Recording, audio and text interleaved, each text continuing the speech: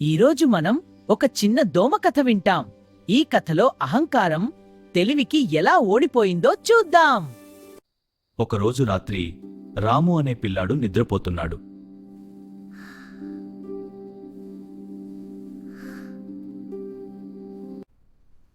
హహా, ఈ రాత్రి నాకు విందే విందు, ఎవ్వరూ నన్ను ఆపలేరు.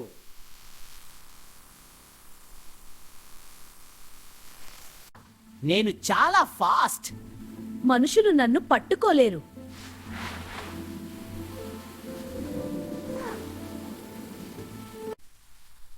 ఓహ్, ఈ దోమ చాలా అహంకారంగా ఉంది.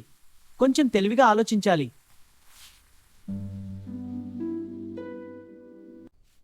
లైట్ ఆన్ చేస్తాడు. దోమ గోడపై కూర్చుంటుంది. లైట్ వేసినా ఏముంది, నేనిక్కడే గోడ మీద కూర్చుంటా.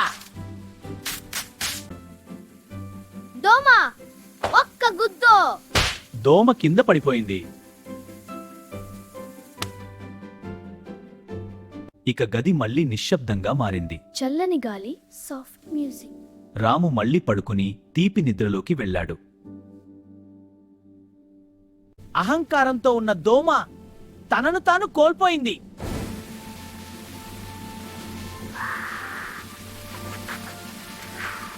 ప్లీజ్ మై ఛానల్ లైక్ చేయండి, షేర్ చేయండి, సబ్స్క్రైబ్ చేయడం మర్చిపోకండి.